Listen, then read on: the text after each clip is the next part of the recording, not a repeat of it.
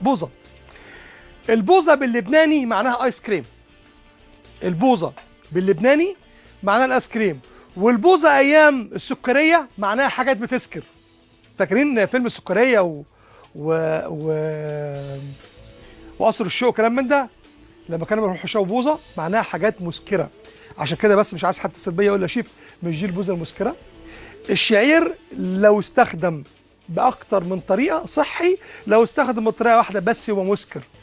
يعني لو اتشرب شعير يتغلي يتشرب ماشي بقى صحي، لو اتعمل تلبينه بقى صحي، لو دخل في المخبوزات بقى صحي، لو استخدم في التخمير واتخمر وبقى تخمير الشعير بقى حرام بقى مسكر.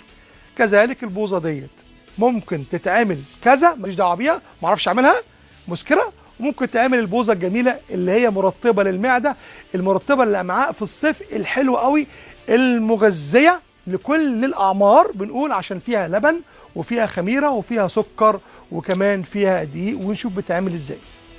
الموضوع سهل جدا جدا في منتهى البساطه، ركزوا معايا كويس جدا. بنقول لتر لبن او لتر لبن على ميه او ربع لبن وثلاث ارباع ميه. بس انا عامل لتر لبن لان دي حاجه بعملها في البيت لاولادي، فلازم اديهم حاجات مغذيه. يبقى بنتكلم على لتر لبن، ويفضل يكون لبن معقم او مبستر او لبن بودره. تاني بنقول لبن يفضل يكون معقم او مبستر او لبن بودره. هو تاني اهو لتر لبن 3 ارباع كوب من الدقيق و200 جرام من السكر ونص معلقه صغيره خميره او قطعه خميره قد عين الجمل، اللي هي الخميره الجافه، اللي هي الخميره اللي هي البلدي قد عين الجمل، ونص معلقه صغيره فانيليا. ركزوا واكتبوا وتعالوا معانا نشوف بقى التكنيك ازاي ونقول الكلام ده. البوظه دي حصري فقط على تلفزيون الحياه. البوظه حصري فقط على تلفزيون الحياه. ماشي هتتعمل تاني مفيش مشكله، بس احنا اول ناس عملناها بفضل الله تعالى، وتاني مره بنعملها على تلفزيون الحياه.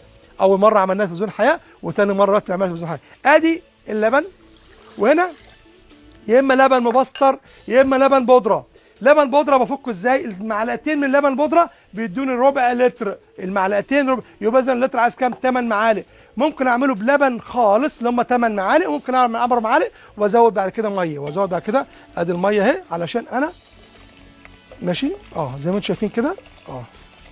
بعد كده على البارد، على البارد بحط السكر والدقيق على البارد على البارد. بس الناس لما اللبن يسخن ابدا، على البارد اهو. بنأكد تاني على البارد نحط السكر والدقيق على البارد. بأكد والله العظيم اهو 100 مره اهو. ماشي هتكون عندي عجينه زي عجينه البشاميل. احط لها ايه؟ الفانيليا دلوقتي؟ لا شويه كده ماشي عشان ما تمررش معايا. ماشي نحط كده يبقى احنا كده هتكون عجينه زي عجينه البشاميل. بناخدها بعد كده بنصفيها، ربما يكون فيها اي كلاكيع فيها حاجه بنصفيها. هوريها لكم عامله ازاي. بنسيبها تتصفى وبعد كده يبقى شكلها كده اهو. شوفين عامل ازاي؟ وهديت دفيت بقت زي دمع العين. هديت دفيت زي دمع العين. بعد ما تبقى زي دمع العين بقوم حاطط لها الفانيليا وحاطط لها الخميره واقلب مع بعض الاثنين. ويستحسن لو عندك خميره اللي هي البلدي كمان تبقى حلوه قوي كده. واخد الكلام ده واحطه فين؟ مش سامع؟ في الثلاجه. في الثلاجه هتشتغل خميره. ايوه هتشتغل خميره، ما الخميره ما بتنشطش جامد بره، لكن الثلاجه ما بتوقفش نشاط الخمير، فهتخمر معانا. لما تخمر معانا بعد 4-5 ساعات بيكون قوامها كده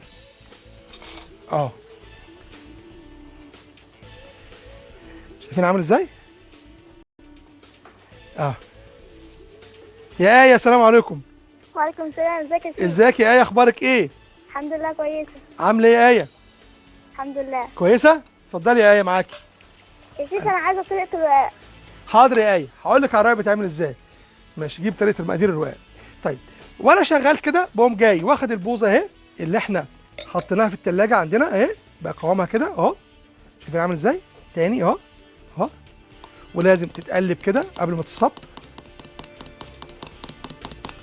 شايفين يا جماعه عامل ازاي؟ تاني يا عماد، انا حابب يا عماد المشاهد يشوف كل حاجه تاني وتالت. بص الله يفتح عليك يا عمده. تمام كده. بعد كده اقوم جاي واخد الكلام ده وصابب بقى. بص يا جماعه، احب انا اصبها كده بقى، يا سلام. طبق كريم بسرعه، الحقني بطبق، طبق صغير بسرعه كده،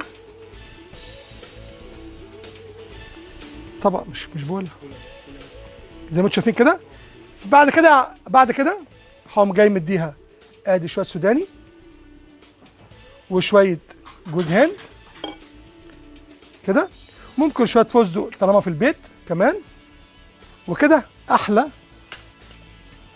كده. شكرا يا عماد. ليه يا عمده بس؟ ده انت حبيبي، ده انا بحبك. طب سؤال بس اجاوب عليه والله العظيم.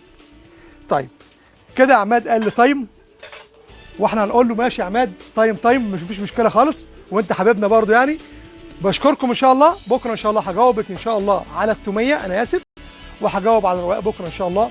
انتظرونا في نفس الميعاد وكده ساعه. بنشكركم ونلتقي على خير ان شاء الله، والسلام عليكم ورحمه الله وبركاته.